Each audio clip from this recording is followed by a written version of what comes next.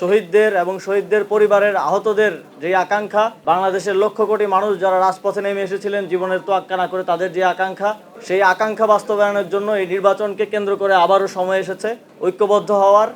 সেই জায়গা থেকে আমি জাতীয় নাগরিক পার্টি এনসিপিতে আজকে যোগদান করছি এবং আসন্ন ত্রয়োদশ জাতীয় সংসদ নির্বাচনে অংশগ্রহণ করছি না। আমি মনে করি যে আমার একজনের সংসদে যাওয়ার থেকে আমাদের জুলাই গণঅভ্যুত্থানের সহযোদ্ধাদের অসংখ্য সংখ্যায় সংসদে যাওয়ার ক্ষেত্রে যদি আমি অবদান রাখতে পারি, আমার দায়িত্ব যথাযথভাবে পালন করতে পারি, তাহলে এর থেকে বড় সাফল্য আর কিছু হতে পারে না। আপনারা জানেন 2024 সালের গণঅভ্যুত্থানে আমাদের প্রায় 1400 সহযোদ্ধা শহীদ হয়েছেন, আহত হয়েছেন প্রায় 30,000-এরও অধিক সহযোদ্ধা। বাংলাদেশের ইতিহাসে অত্যন্ত গুরুত্বপূর্ণ একটি ঘটনা হয়ে থাকবে এই গণঅভ্যুত্থান, যে গণঅভ্যুত্থানের মধ্য দিয়ে একটা দীর্ঘ ফ্যাসিবাদী শাসনের পতন হয়েছে এবং তারপর আমরা নতুন বাংলাদেশ বিনির্মাণের যেই পথ চলা, সেই পথ চলা অগ্রসর হচ্ছি। গত গণঅভ্যুত্থানের পরের সময়টা, এই ট্রানজিশন পিরিয়ড বাংলাদেশের জন্য খুবই গুরুত্বপূর্ণ এবং সামনে জাতীয় নির্বাচনও সমানভাবে গুরুত্বপূর্ণ। আমরা একটা গণতান্ত্রিক প্রক্রিয়ার মাধ্যমে একটা গণতান্ত্রিক সরকার গঠনের দিকে বাংলাদেশ এগিয়ে যাচ্ছে। এই সময়ে এছাড়াও আপনারা জানেন কিছুদিন আগে আমাদের একজন সহযোদ্ধা শরীফ ওসমান হাদি গুলিবিদ্ধ হয়েছেন এবং শহীদ হয়েছেন।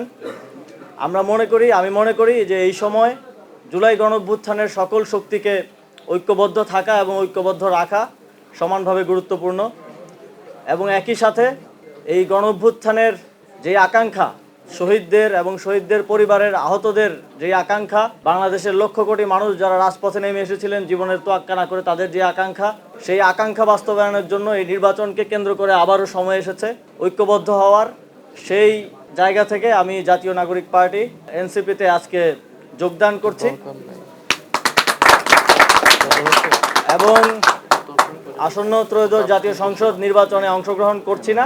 আমি মনে করি যে আমার একজনের সংসদে যাওয়ার থেকে আমাদের জুলাই গণঅভ্যুত্থানের সহযোদ্ধাদের অসংখ্য সংখ্যায় সংসদে যাওয়ার ক্ষেত্রে যদি আমি অবদান রাখতে পারি, আমার দায়িত্ব যথাযথভাবে পালন করতে পারি, তাহলে এর থেকে বড় সাফল্য আর কিছু হতে পারে না।